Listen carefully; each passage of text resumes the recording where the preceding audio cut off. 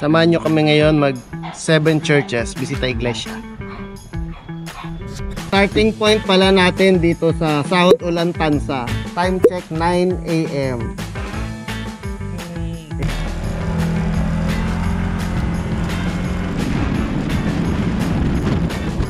Iglesia na ito ay bibisitahin namin ang bayan ng Alaminos, San Pablo City, Nagcarlan, Liliw, Mahayhay at Lucban, Quezon.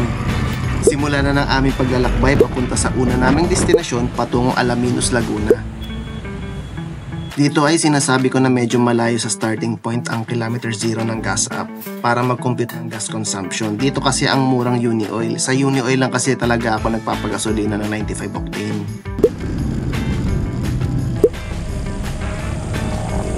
Magandang umaga po, license o RCR lang sir, checkpoint lang. Na-rides kayo, no? Ito, tamay na ito. Kamay na Jesus! Sandaan nyo, Kalamba. Hindi, San Pablo. Wala na yung ATV. Taling matanggal. Ha? Ikot daw sila ng Quezon, magbibisita iglesia. Ang taon na sa ito, bossing? Dalawa. Ilang mileage na? Mga 40 plus na ito. Layo na naman natatakbo mo. Doon na kayo matulog sa loob. Pare, para ko floating mo. Tingabon nga. Butas yan eh. Yun yung mga Panghangin. Oo. Okay, ingat kayo. Okay, sir. Thank you very much. Layo ngayon pa yan. Right pa. Okay po. Di baling matagal. Oo. Nakahalat naman eh. Tama ka ba, ma?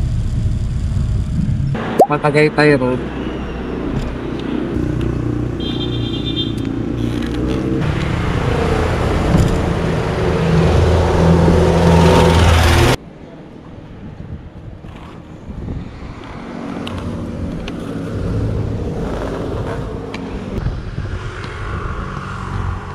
First we stop. Da-document natin kung ilang freeway stop tayo sa ating biyahe. Freeway si Bobby. Review tayo kung nasaan na tayo. It's currently 10:09. Andito tayo sa Crisanto M. de los Reyes Avenue. Tapos by around 1.1 kilometers liliko tayo dito sa Tagaytay Bypass Road. Tapos ang tagos natin yan pa Santa Rosa Tagaytay Road kasi tayo ay tatahak ng Ligaya Drive pababa ng Batangas. So sabi dito papunta sa first stop natin sa Alaminos, Laguna, 1 hour and 29 minutes. So approximately mga 11:30 nandun na tayo. Oh, tapos may si Bobby. Maghanap tayo ng coffee shop. Sige, stop over muna tayo sa at first coffee para magkape.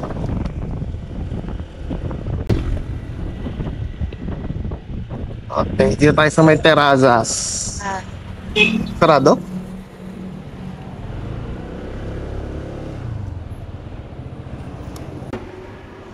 Sana hindi sarado. Naantok na daw si Bobby. Kailangan gusto niya magkape.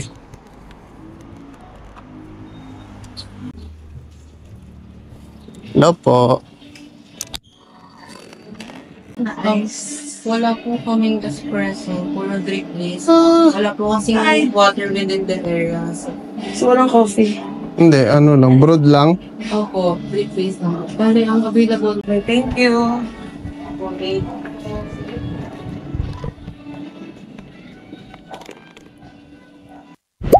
Okay, dito na tayo ngayon sa Ligaya Drive. Puro palusong tayo eh.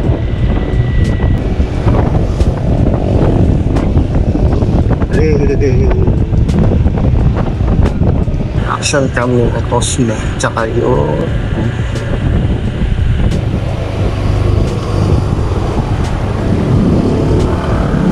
si atin nakasmile.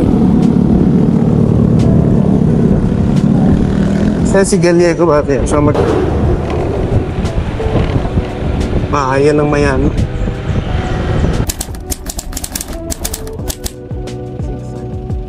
Mag-ingat sa pagdaan sa Ligaya Drive. Matarik ang kalsada at may matatalim na liko. Maging alerto at siguraduhin nasa maayos na kondisyon ang iyong sasakyan bago dumaan dito.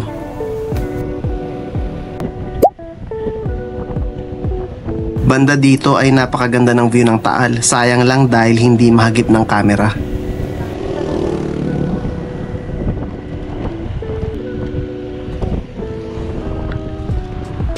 Pit stop muna tayo dito sa 7-Eleven. Nakailang attempt tayo ng kakahanap ng kape kasi yung iba sarado, yung iba sobrang mahal, daig pa Starbucks. Babaksak ngayon sa 7-Eleven. Dito na tayo sa may Talisay. 53 minutes pa sa ating first stop. Walang ice lalo, malaki na. May cup kayo na may yellow? Wala din. Baka meron dyan. Ice coffee. Sarang umasabog yung tayo. Ayan mo, equalize ka.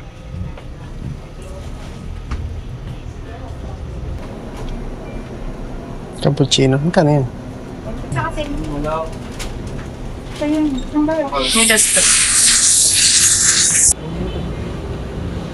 Thank you po.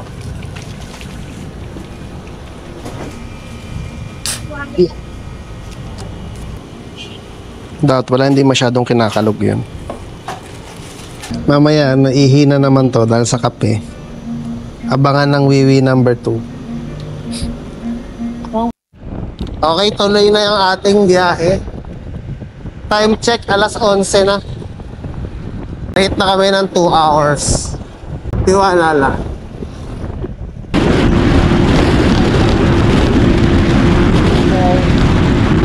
Okay, nasa highway na tayo ulit. Paharlika Highway. 20 minutes away sa ating first stop. Minus na tayo guys. 600 meters na lang tayo. 2 minutes daw sa ating ni Google Maps. As expected, mabigat na ang daloy ng trapiko kapag nasa sentro na ng bayan o malapit na sa simbahan dahil sa dami ng mga nag-uwian mula sa syudad. Uy! Yes, first stop. Dapat alas 10 kami nandito eh. Pero it's alas 12 na. Late kami ng 2 hours. Very good kami. Our Lady of the Pilar Parish, Nuestra Señora del Pilar, Alaminos, Laguna.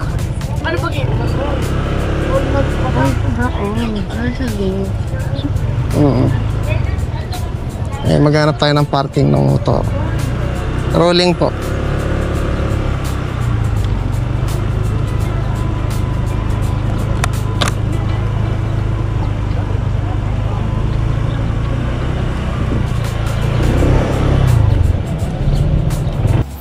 Itinatag noong 1815, ang original nitong patron ay si San Joaquin. Itinayo ang simbahan sa dulong bahagi ng Hacienda de Calauan. Ito ay lupain ng dating pag-aari ni Miguel Lopez de Legazpi, ang Kastilang Konkistador at Gobernador General ng Pilipinas. Pagkamatay niya, ipinamana niya ito sa kanyang apo na si Juan de Salcedo. Matatagpuan ang simbahan sa Barangay Poblacion, Alaminos, Laguna, at ipinagdiriwang ang kapistahan ng Nuestra Señora del Pilar tuwing October 12.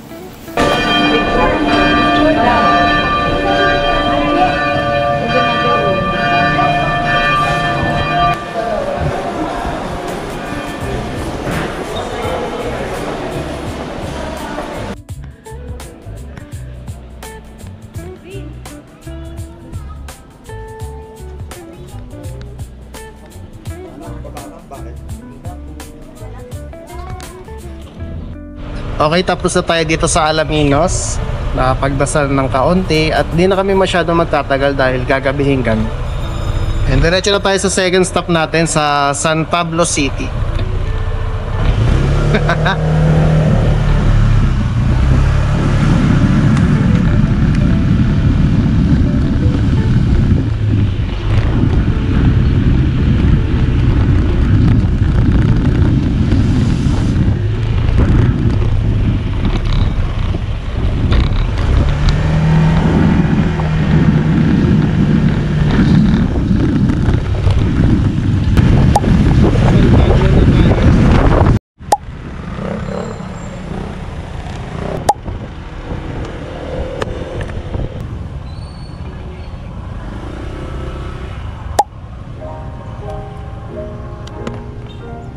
Ang San Pablo Cathedral o opisyal na kilala bilang Cathedral Parish of St. Paul the First Hermit ay ang pangunahing simbahan ng Diocese ng San Pablo at matatagpuan sa San Pablo City, Laguna.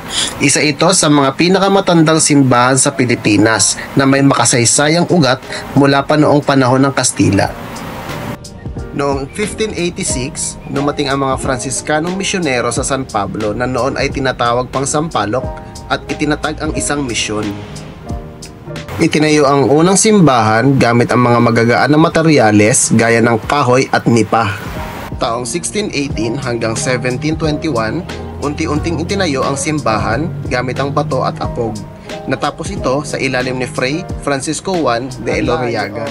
Kita pala namin dito ang listahan ng Jollibee para sa bisita iglesia dito sa Laguna. Nakaraang taon kasi, nung kami ay nagbisita iglesia sa Batangas, ay ginamit namin itong reference. San Pablo.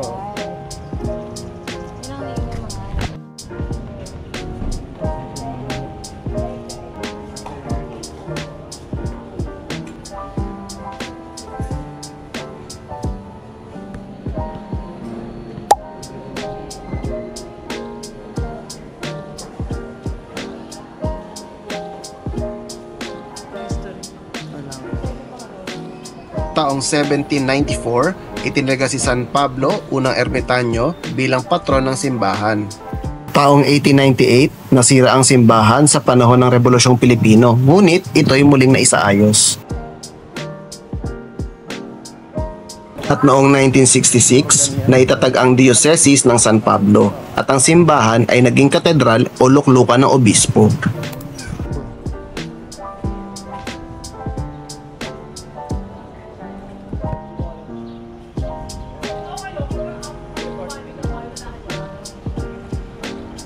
Update nga pala, wiwi number 2 dito sa San Pablo Church. Okay, total count natin dalawa na yung wiwi stop. Ay, San Pablo pa rin pala kami. Kakain muna, lunch break.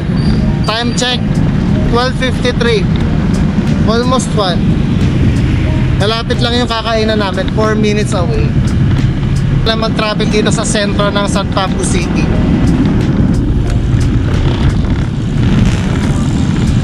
Okay, dito tayo ngayon sa may Jella Food House. Dito lang din sa may San Pablo City, also known as Mami ni Tita Osang. Nakita lang namin siya sa TikTok finds.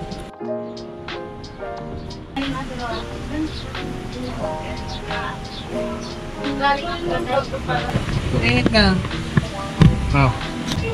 Wow. Special Mami dito sa San Pablo. Kain na. Unang Ay, tubig. pakita ko na sa kanila. Wow. Isa lang. Ang dami na kasi halos good for 2 na siya. Sabaw muna. Ako natignan ko na siya eh. Sorry na ka. Video na. Masarap. Hindi ko siya ma-explain. Hindi siya pares. Bulalo. Tugma mo yung may laman. Lasa siyang bulalo. Bulalo ba? Oo, bulalo lang.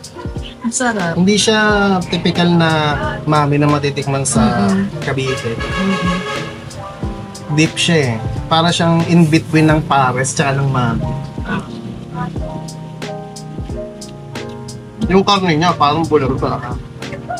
Sarap. Sarap. Recommended dito kay mami ni Tita Tita Osa. Rosa.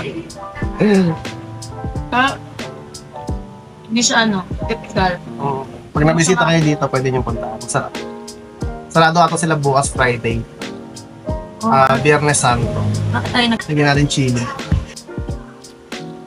Naku, sobrang ahang. Isa lang muna. Baka sumabrang. Ilang beses na kami nadadali ng ganito eh.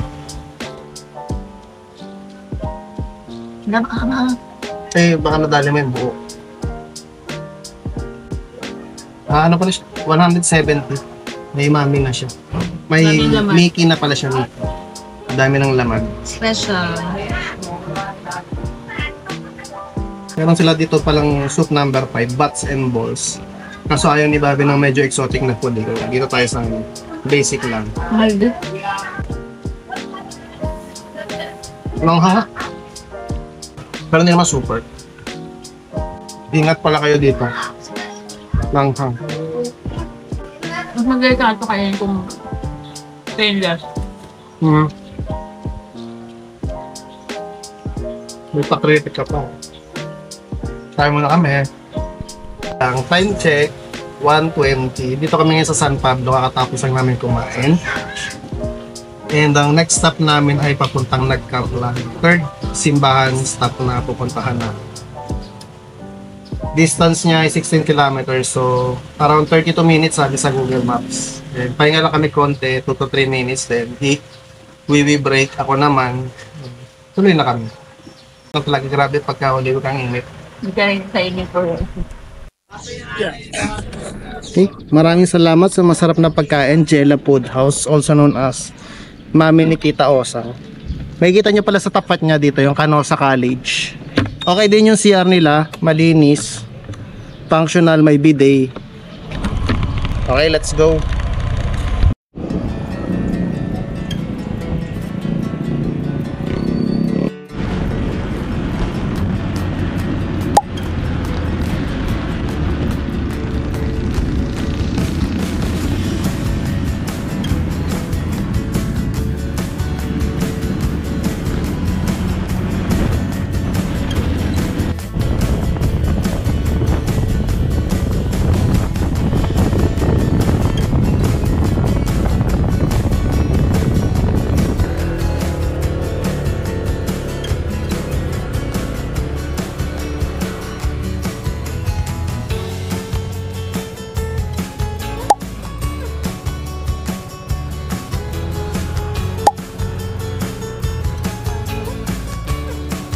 Ang San Bartolome Apostol Parish Church o mas kilala sa tawag na Nagcarlan Church ay matatagpuan sa bayan ng Nagcarlan, Laguna.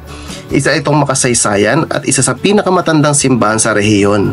Madalas dayuhin ng deboto at mga turista lalo na sa panahon ng Semana Santa at kapistahan na ginugunita tuwing August 24. naalala mo yung kwento.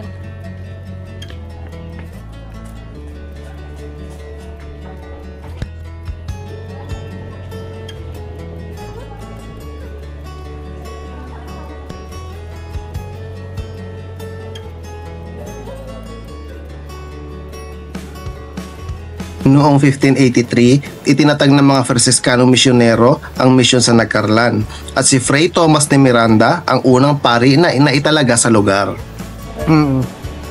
Hindi na yung original. Hindi siya ano eh. Pero ito bato. Bato. Noong 1752, pinalitan ang dating simpleng estruktura na gawa sa kahoy at sinimulan ang pagtatayo ng batong simbahan.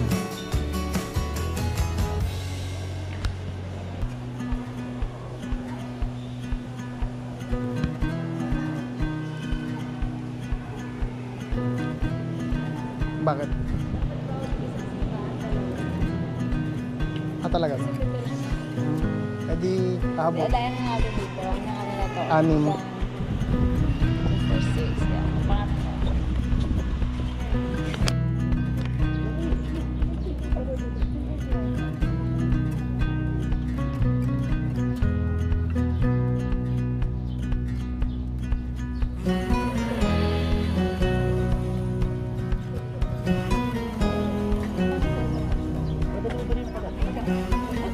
Mamaya na. 1583. Kaso ano siya? Nasulat sa 1845. The Nagcarlan is underground river. Okay, tapos na tayo dito sa Nagcarlan. Ako kita siya. Dito siya sa likod. Next stop natin sa Liliw naman. Super traffic sa according sa Google Maps. Pero 3 kilometers lang naman siya. Pero okay, let's go. Time check pala, it's 2:38 na rin. So naghahabol na kami ng oras.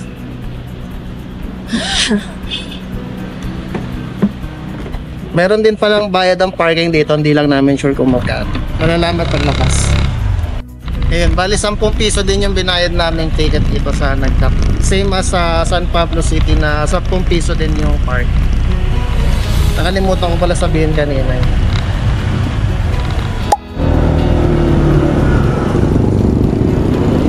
Papunta rin simbahan to eh. Bayan sa bayan. Yan po namin tinatahak ang Nagcarlan Liliw Road. Magkalapit lang yung bayan nila. Yung kalagayan ng kalsada ngayon, heavy traffic.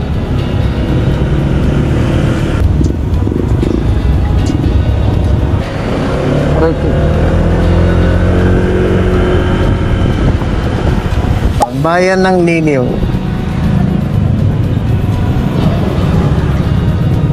Kung daan ba dito? Test nga. Ayan o, simbahan. Oo. Okay po na. Naka-open na. Dito ka talaga. Hindi.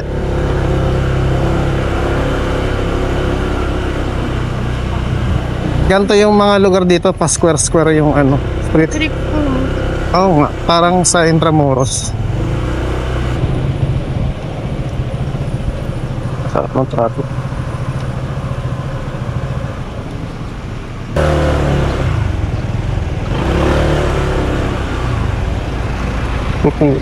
Magpapark tayo dito, lalakarin natin pag ganun, layo eh, no? Ano, trap na rin yung motor mo yun. Yeah. Lakarin na lang natin yan. Ano?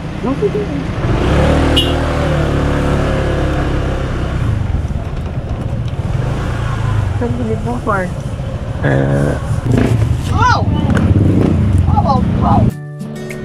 Ang St. John the Baptist Parish Church o kilala din sa tawag na Liliw Church ay matatagpuan sa bayan ng Liliw, Laguna. Isa ito sa pinakakilalang simbahan sa lalawigan dahil sa makasaysayan nitong pinagmulan at kahanga-hangang arkitektura na gawa sa pulang ladrilyo. Matatagpuan ito sa paanan ng Bundok Banahaw at madalas dayuhin ng mga deboto at turista.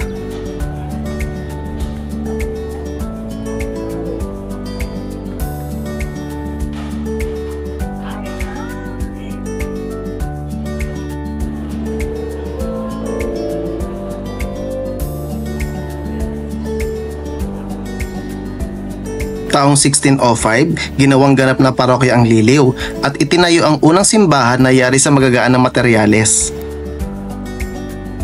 1646, sinimulan ang konstruksyon ng mas matibay na simbahan gamit ang bato at pulang ladrilyo sa ilalim ng pamumuno ng mga Pransiskano. Taong 1880, nasira ang simbahan sa malakas na lindol, ngunit ito ay naipagawa at naibalik sa dati nitong anyo.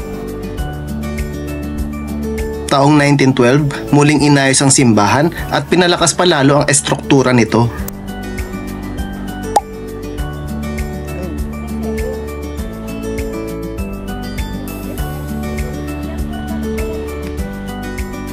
Bye-bye. 15 minutes. Yun lang pa. Ano na? 3:12. Next stop natin ay Pamahayhay. Mga 15 minutes away sabi sa maps. Hindi naman mapula yung Google Maps. Dito lang sa Liliw, grabe yung traffic. So medyo malayo yung naparkan namin ng motor. Maganda kasi yung church kaya mukhang dinadayo talaga. O din paligiran siya ng mga bundok. O, chinelas. Kung ba? 3 Ah, for 120? sige, silip tayo. Silip kami dito sa nakita naming bilihan ng tsinelas. 3 for ano lang siya, 120. Tingnan natin yung mga tsinelas dito. Ayaw, bro. Yung ganun maganda ba yung gusto mo? Ayaw. Ay, teka. Meron mo.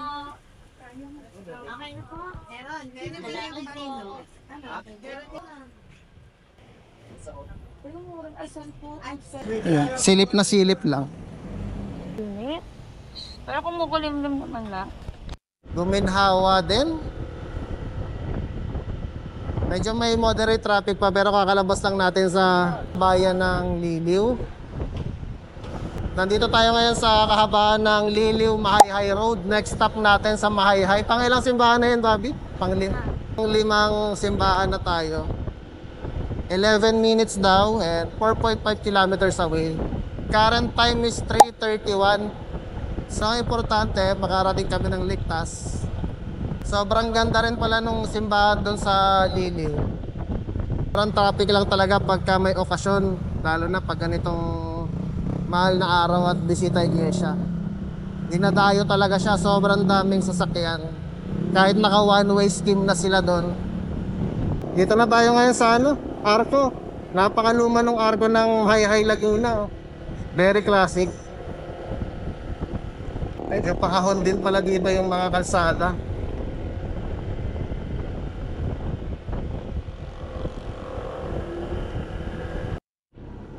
Sigong-sigo pala yung liguan doon. Ang cute oh. Ayan oh. I love Mahayhay. Tayo ngayon, Gozo Street. Sa bayan ng, ayan no, welcome to Mahayhay Laguna. Pang ilang arko na ng Mahayhay ata, pangalawa. Okay, according ko ay maps, 4 minutes, 800 meters na lang. May konting orange malapit sa simbahan as expected. Malapit na tayo. Meron tayo ngayon dinadaan ng very old na tulay. Okay ka lang dyan, Bobby? Bibigo daw tayo dito.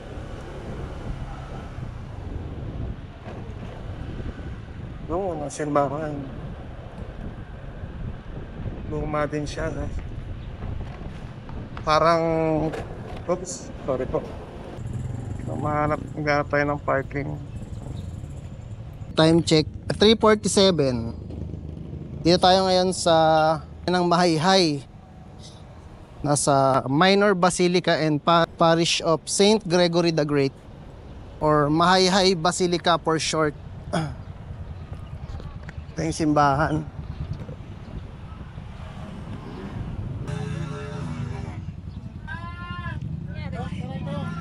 Ito.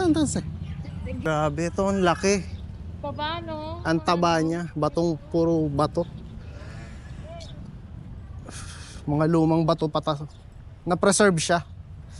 Yung kalumaan niya. Okay. Doon tayo sa gilid dumaan eh. So, ikot tayo dito para sa harap.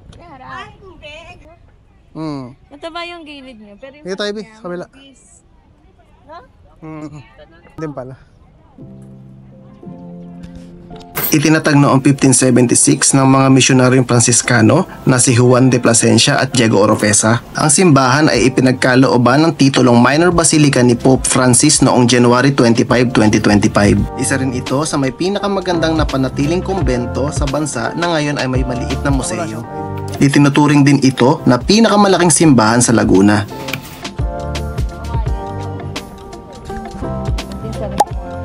Nasunog na naman. Ba't lagi nasusunog?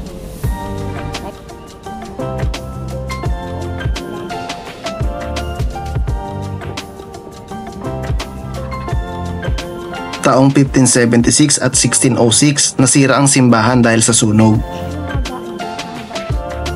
1616 hanggang 1649 itinayo ang kasalukuyang simbahan gamit ang bato at apog. Ang laki nung ganito nila. Taong 1711 hanggang 1734, pinalakas ang estruktura at pinaganda ang disenyo. Ngunit, ginamitan ito ng forced labor o pag-aalipin. Umabot ang gastos noon sa halagang $26,000 na sa panahon ngayon ay may katumbas na $2 million at sa piso naman ay katumbas na halos 119 million pesos.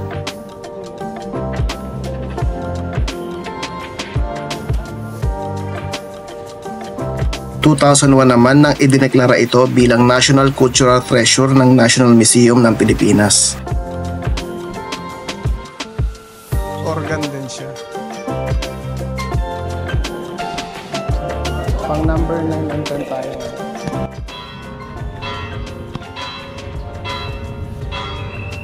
Okay, palokba na tayo ngayon pero naubusan na kami ng tubig. Kaya parang kailangan namin ng Gatorade. Si Bobby parang gusto pa ng kape kasi maantok na siya. You should reach your destination by 16:33. So yun yung kailangan nating mahanap.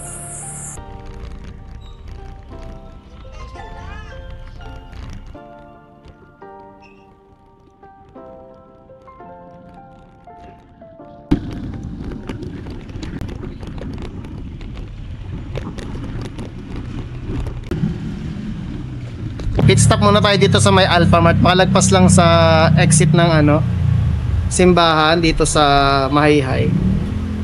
Bibili si Bobby ng tubig namin kasi naubos na yung sa mga kaya ng tubig. Tapos bibili rin ng Gatorade para medyo feeling dehydrated na kami. Kahit anong inom ng tubig parang kulang. So susundatan namin ng Gatorade. Yung, wala daw Gatorade kaya Pocari Sweat.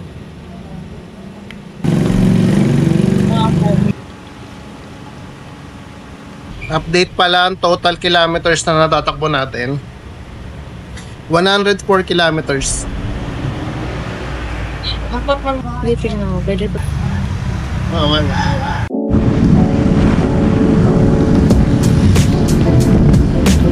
Mahayhay Lokban po.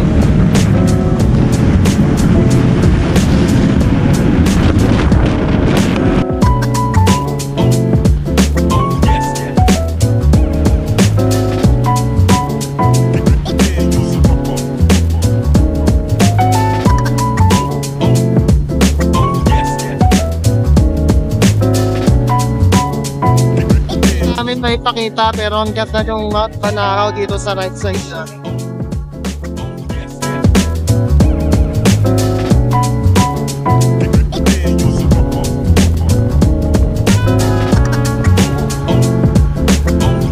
Pwede tayo mag-iba ng daan pero medyo malayo.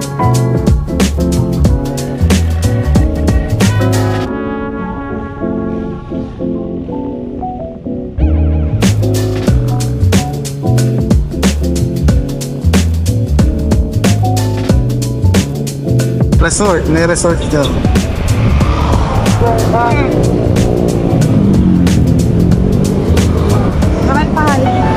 Oh, well, falls. Welcome Sprite Falls. Ang tubig dyan parang Sprite. Daming tao dito. Sprite Falls. Legit ba? Sprite Falls talaga eh.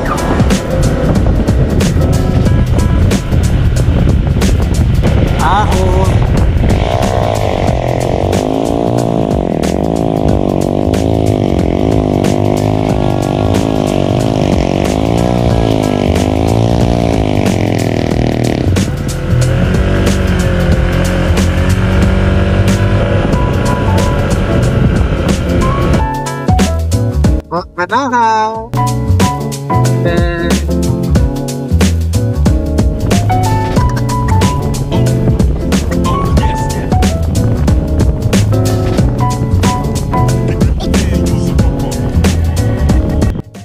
Okay.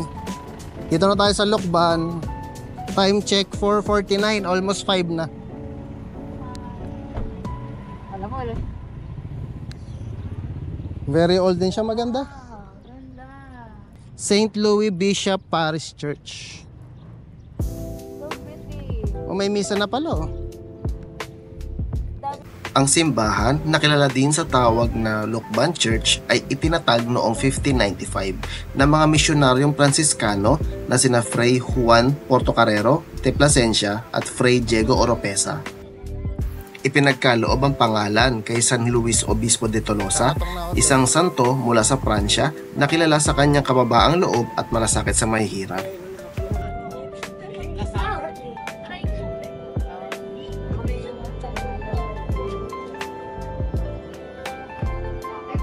Ang simbahan ay unang itinayo noong 1595 gamit ang kahoy, ngunit ito ay nasira noong 1629.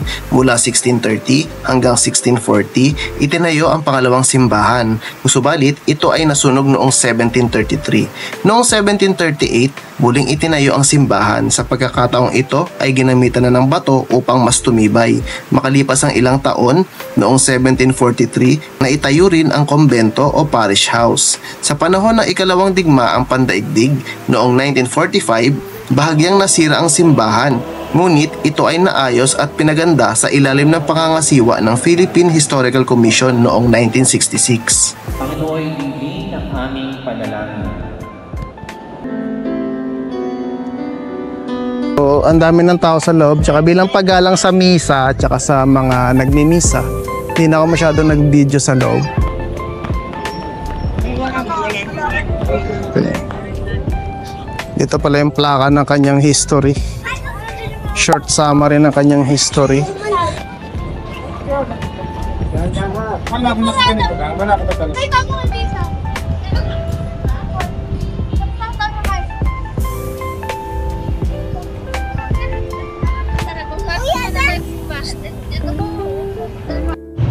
May nakita kaming coffee shop, late bite, snack bar, singkamas, pinya,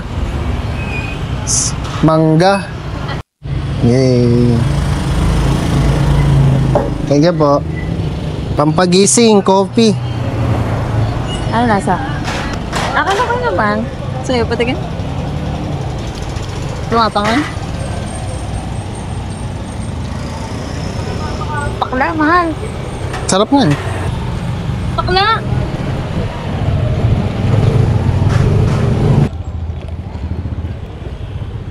Ang galing, may espresso kasi siya, na? Nice kaya yun, tapos mura lang. Oh.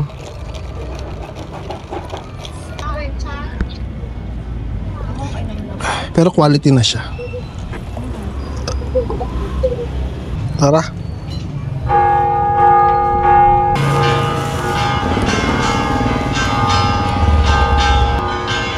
Isang oras.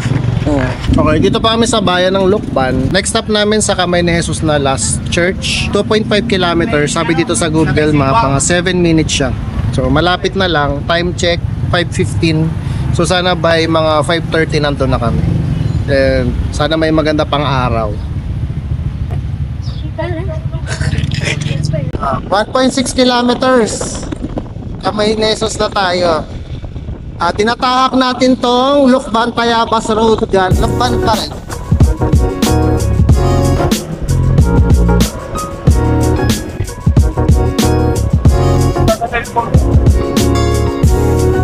Dito tayo yung entrance. Tapos dito may parking. Dito na lang kami magpa-park. Nakakapasok lang namin sa entrance. Dari ng bundok talaga, oh.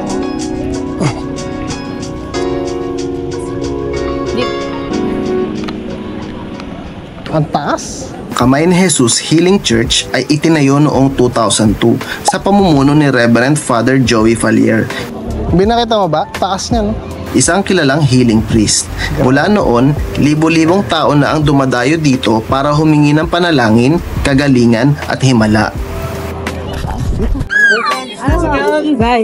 Picture daw muna. Start na ng steps pataas. Isa sa mga pangunahing atraksyon dito ay ang Via Dolorosa Grotto, isang burol na may life-size na estatwa ng 14th Station of the Cross. 6 station na. Hati pa lang.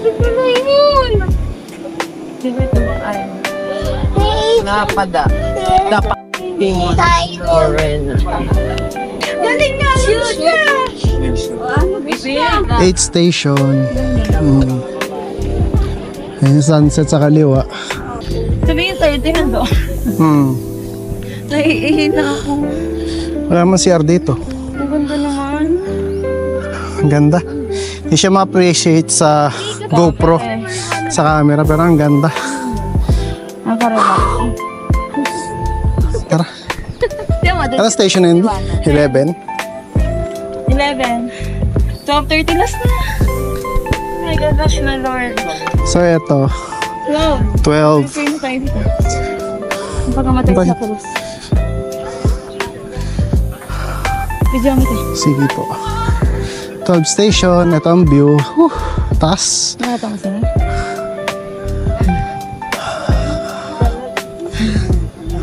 Let's pick. 12 station. 13, sorry. Here siya.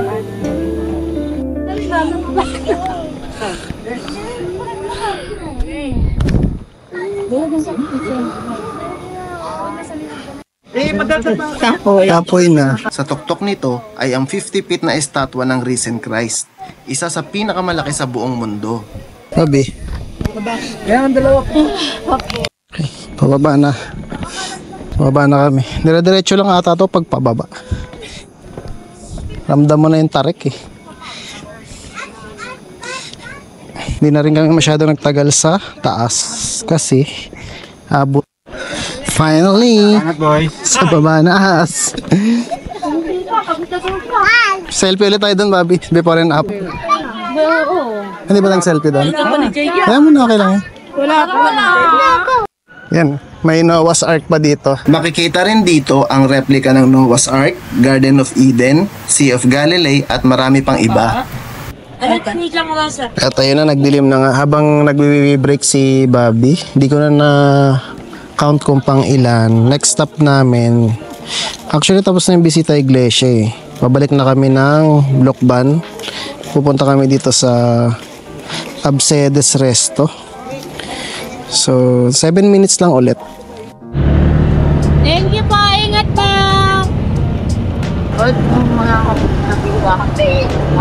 Last stop na natin after Camainesus. Time check ay 7. Dito na kami magdi-dinner para subukan ng pansit nila tsaka longganisang Lokban. Dito tayo sa Absedes Resto sa bayan ng Lokban.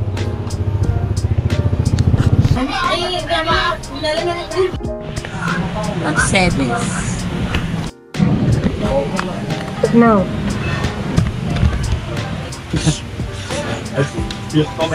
Tama lang pala, isa lang in order. Good for, nakalagay naman pala kung tutos. Parang hindi lang to 3, parang kahit More to 5. Oh Lord. Ano muna, pansit Lokban.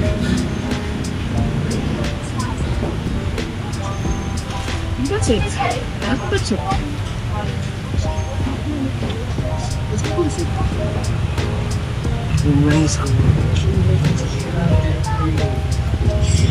Garlicky. Where yung noodles na? Search na lang na shy type magtanong. Hindi ganun kaalat. Wala lang lang. Gulay, pork. Sabaw-sabaw siya, no? Sabi ano mo para may batay. Dami. Hindi lang to good for 2 to 3. Dami ah. Time check, it's 8:25. Dito na din namin tatapusin yung vlog. Na-finish namin yung 7 churches ng Save, Achievement Unlock. Nakatikim din kami ng specialty na San Pablo, yung kanilang mami. Tapos dito sa Lokban, yung kanilang longganisa at pansit Lokban. Maraming salamat sa pagsubaybay. So yun, malayo pa yung lalakbay namin pa uwi. 3 hours and 17 minutes. Cavite, pabalik ng Tansa. Again, maraming salamat. Stop lang muna, dinaanan namin yung bahay ni Sir Rizal. Alas 11 na eh. Ginangit mo. Ay, rolling pa rin.